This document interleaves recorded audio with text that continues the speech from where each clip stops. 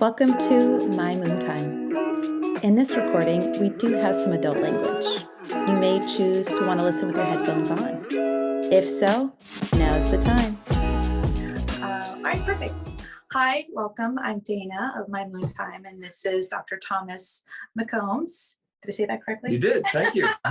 He is my osteopath, and we are here today to talk a little bit about osteopath and our menstrual cycles and better pregnancies and orgasms and how the function of our body and our female body work so well with osteopath stuff. So I'll have you introduce yourself. Okay. And Dr. Tom McCombs. I've been an osteopathic physician 35 years.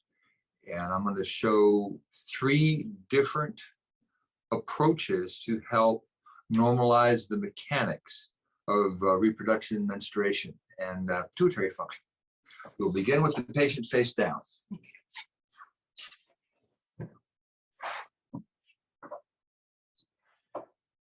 So this is not do it yourself. This is not show your friend. This is being performed by a medical professional, and it is to be shown so that you can have a medical professional perform this for you. Okay.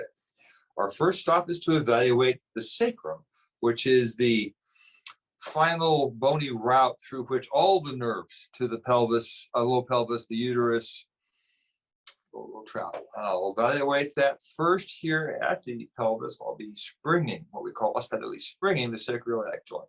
Left one works very well, slides up and down as it should. The right one does not. The right one is stuck superior, what osteopathically we call it a superior innominate shear. I'm going to treat that with a small tug administered to the sacroiliac from her leg. This is happening off screen.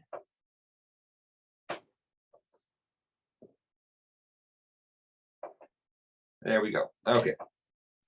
So once you have a basic operational symmetrical sacroiliac relationship on both sides, then we can treat the intraosseous sacrum. This is where we have a real handle on the efficiency of uterine peristalsis and on the efficiency of orgasm. Okay. So we will start. Find the sacral dimples and set in thumb and finger pad, and then set in right above it. This puts me at L5 with my left hand, my headward hand, and my tail hand is on S1. Okay. Now, as I land, I am assessing the mechanical relationships between them. If there is a strain between them, the strain is attempting to displace the bones in a particular direction. And in her case, at this moment, L5 is strained to the right and the sacrum to her left. I will reproduce that strain until the tissue under my hands relaxes and feels symmetrical. I've carried her sacrum towards me and L5 away. Now I'm going to fine tune that, rotating L5, S1, listening for the tissue texture of her back and pelvis to tell me that I got it right. And as I treat, the strains resolve between L5, S1, I put her back level, and then I retest. And L5S1 should be able to be moved in both directions, the same amount with the same amount of force. Once I've got that, then I'm going to move the same tools to S1, S2. So my left hand's in the sacral dimples on S1, and then my right hand on S2 from outside of her clothing. Once again, assess the 2 segments for strain between them. Now, these segments were supposed to have fused in her mid-20s, but they are still going to fuse with the strains they carried at the time. And S2 is towards me, S1 is away from me. I will reproduce that strain and exaggerate that strain and fine-tune that strain until I've reproduced the exact strain between these 2 segments. And then watch, I bring my elbows up and I pronate a little more and pry S2 away from S1. It very easily resolves, and then I retest. And both segments should move in the same direction, the same displacement with the same amount of force. So I've just treated the S1, S2 relationship, move one segment further south, S2, 3. And the pattern is replaced. The inferior segment is strained towards me, the superior segment is strained away. I translate them into the position of ease, reproducing the exact vector that these two segments were stuck into each other 20 years ago. And then slowly work the bone loose. And back to center. Okay. And now, S3 is at the apex of the curve, and S4 is going to be just beyond it. And at this time, I can operate from the side of the sacrum rather than just from the back, because we're now free of the pelvis. There we go. Okay. So in each case, I've grabbed the inferior most segment and brought it to ease and twisted it into a best relationship with the segment above it. Now I'm going to retest or recheck. S1 is level. S2 is level.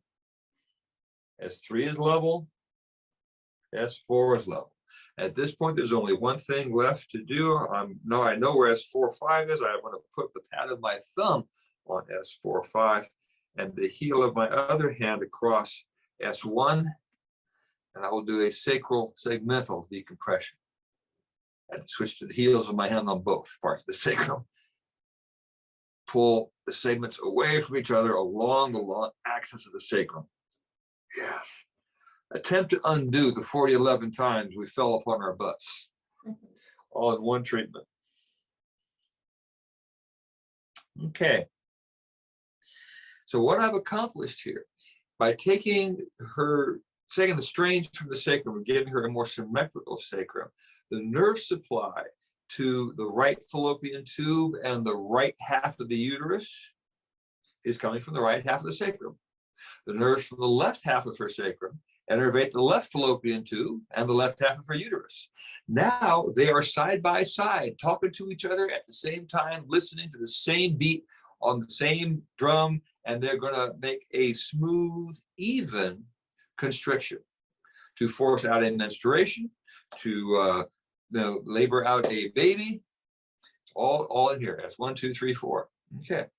In addition, this is the parasympathetic fibers, and parasympathetics traveling forward to the uterus are about orgasm. Parasympathetics traveling to Bartholin glands and Skene's glands and induce their secretions. Okay, so having a healthy sacrum is essential to healthy sexuality and a lowering the pain of menses. Sunny side up, please. Okay. There's two evaluations that I want to make in the abdomen. The first is the general abdominal motility. I want to rest my hand on the abdomen and feel what's happening underneath it. And what should be happening is all the intestinal structures should be sliding, gliding, lubricated over each other with peritoneal fluid like a bucket of buttered snakes on a warm summer's day. If I feel that underneath there, we're doing well. Not bad. Not bad. The guts move easily. They get out of my way with a very, very little displacing force. That's healthier. If I land on this and it is rigid underneath the abdominal muscles, not rigid abdominal muscles, but rigid underneath, then I'm worried about endometriosis and abdominal adhesive disease. Okay, but this abdomen is clean. But the third thing I'm going to do for the abdomen is the position of the uterus and bladder, which ideally are centered, symmetrical in the low pelvis and face square ahead. I will lay my fanned out fingers on her low abdomen with the middle finger right above the pubic symphysis. And as my fingers land, I can sense the entire bladder uterus team is rotated left. I can turn it further to the left. I can't even get it to get centered in the pelvis when I try to turn it back to the right. So how we deal with this? We land on the structure and very slowly turn it in the direction it's already straining. I'm going to turn her further and further left, as left as I can get her to go.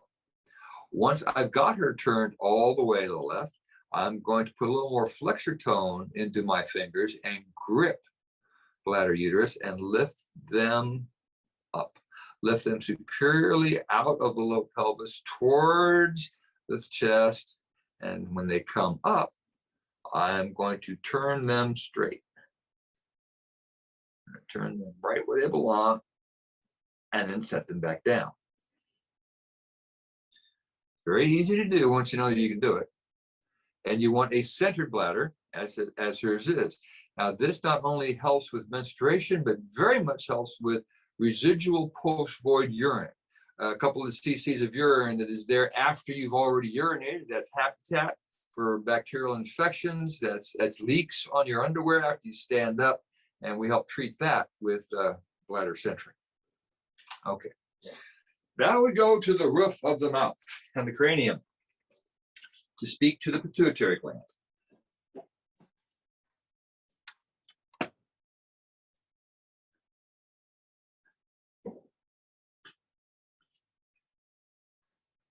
Now, osteopathically, the biomechanics of the cranial base influence pituitary secretion. The regular flexion and extension of the cranial base milks secretions from the hypothalamus at the base of the brain, down the pituitary stalk into the pituitary through the diaphragma cellum, a rooftop of an awning of connective tissue over the pituitary, one hole in the center.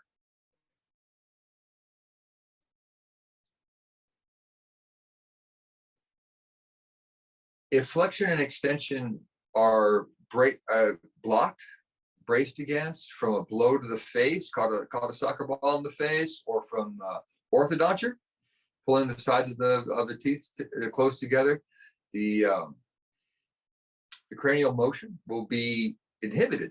It will strain against the mouth that will not move. But the most rostral expression of the cranial mechanism is how the nasal septum pushes down and widens the molars on either side, widens the roof of the mouth, flattening it out. If that can happen, your pituitary can work. If when the cranial base tries to flex, the mouth will not allow the teeth to move away from each other, then the nasal septum smashes into the roof of the mouth from the top and forces its way into the roof of the mouth through the intermaxillary suture. It's called a torus palatinus. The roof of your mouth should be a smooth dome. There shouldn't be anything in the midline except smooth dome. If you run your finger or your tongue across the roof of your mouth and you feel a midline ridge, you've got a nasal septum pushing its way into your oral cavity due to pressure behind it. Now, while I've been talking, I have been releasing mechanical strains in my patient's skull. I do not recommend this technique just out of the blue. You have to work with the head for a bit before you try to go prying the pituitary free. But that said, what I shall do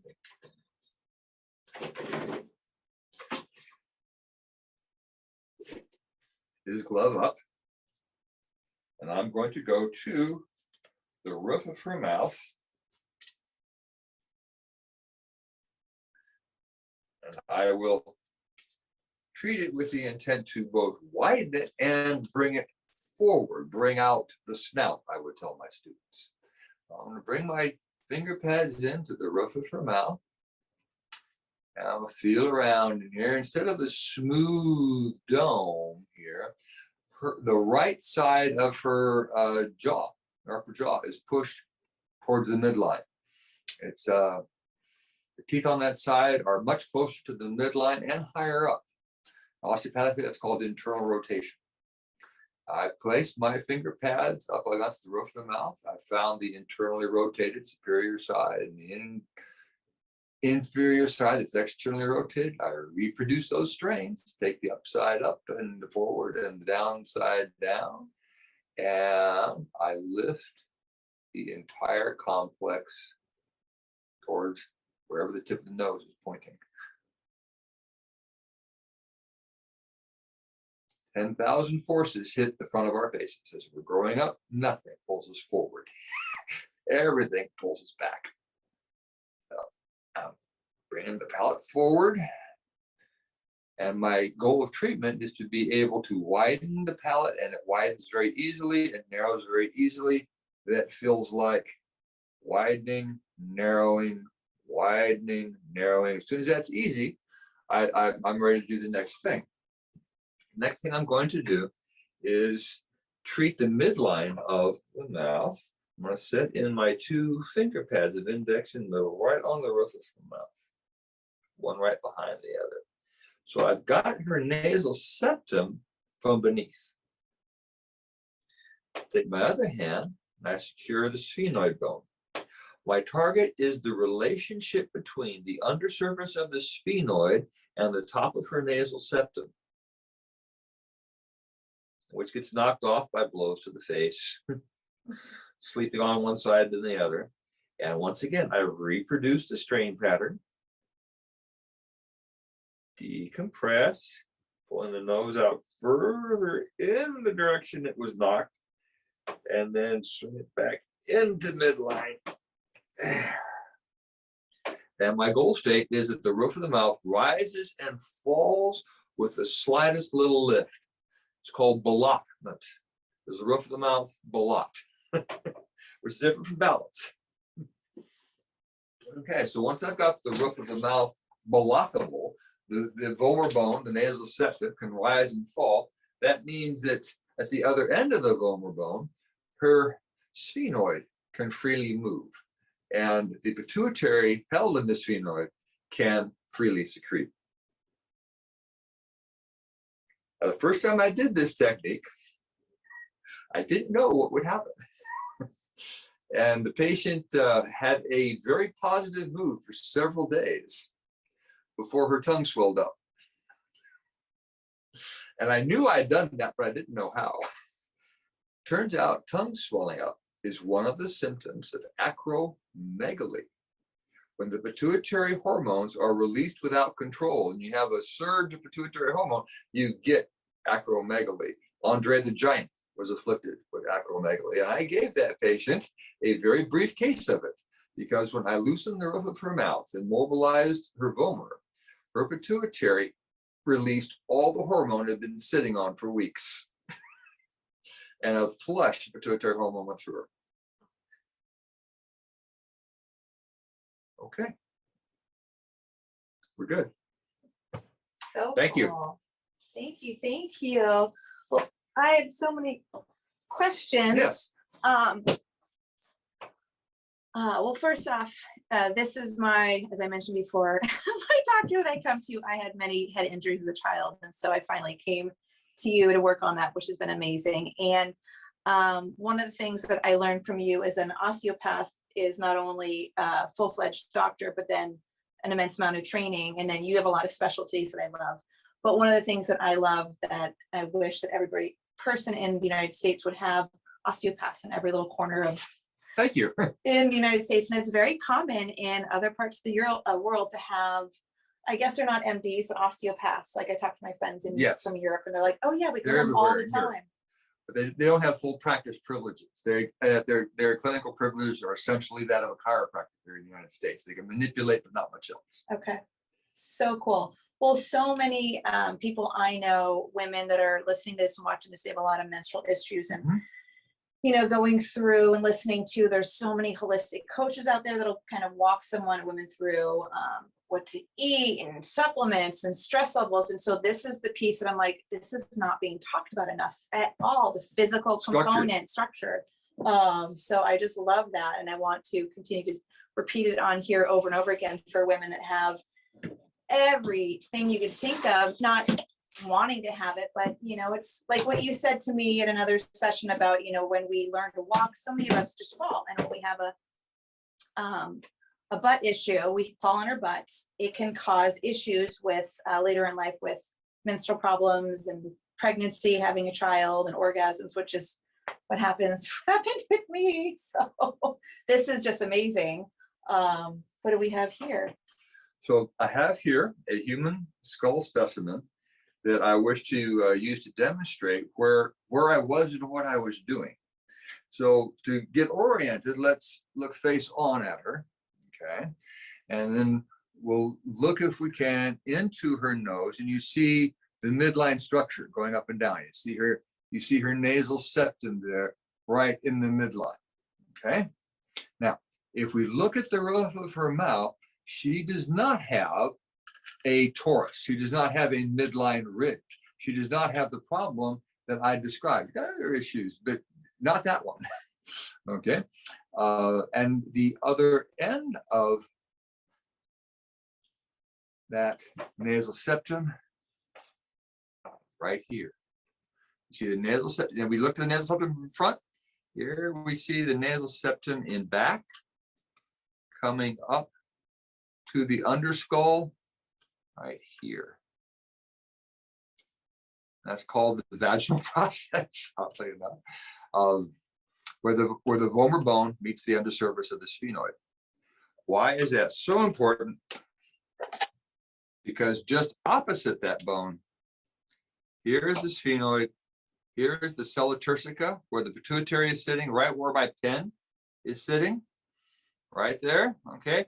Right opposite that is the little wheel chocks that keep that mechanism from moving when it's locked up. So free up the mouth to free up the cranial base, to free up the pituitary. So cool. Thank you. Yeah. I know you've told me many stories. So what are some of your, I've had some of my favorites, but what are some of your favorite client success stories that you can share with us? I took care of a man in his late 30s who was anorgasmic for 2 years following a motor vehicle accident. He had been in a T-bone motor vehicle accident where the force had come in from the side, and essentially the frame of the car jolted him from the side. And he could sustain an erection, but he could not have an ejaculation. And I knew immediately from the description of that problem that the problem was in sacral intraosseous relationships, and treated him twice, and the problem resolved. He was a little quick on the trigger for a while afterwards, but life isn't fair, it is balanced, and he's doing much better now. The fibrotic conditions in the low pelvis are unnatural. Mother Nature did not prepare us for penetrating abdominal wounds, did not prepare us to survive surgeries, and anything that invades the abdomen will leave behind scarring that Mother Nature is not that familiar with, and it will twist things. It will cause nature to operate with restriction and a little clumsiness. And using manipulation to clear those adhesions in the abdomen, I think, is the best way to go. Part of fertility is the mobility of fallopian tubes. The ability of a fallopian tube to reach to an ovary and take that egg and work it down, peristalsis it towards the uterus. The egg's not doing that, the fallopian tube's doing that. And the ability to do that is provided neurologically through the sacrum. And the right sacral nerves innervate the right half of the uterus and the right fallopian tube, and the left half to the left. And if those are talking together well, you get a smooth uterine peristalsis that will, the technique I showed you will turn off menstrual pain at time of treatment. A smooth uterine peristalsis is vital for efficient labor and delivery. As painful as labor and delivery of a human being are, a mother will accept it if every labor pain puts that baby 1 centimeter closer to atmosphere. It's when 10 hours of labor have gotten me nowhere that we have, the need for interventions and surgeries and Pitocin and things like that. Now, biomechanically efficient labor involves an efficient sacral relationship as well as efficient sacroiliac relationships and freedom from abdominal adhesive disease, so that fertilized eggs can make it all the way down into the uterus. And in treating, I have a patient in the practice now who's was infertile, had 24 embryos on ice, and was going through the implanting, and nothing really was working, and treating lower abdominal adhesions. And she went for vacation with her husband to Hawaii and got pregnant the regular way.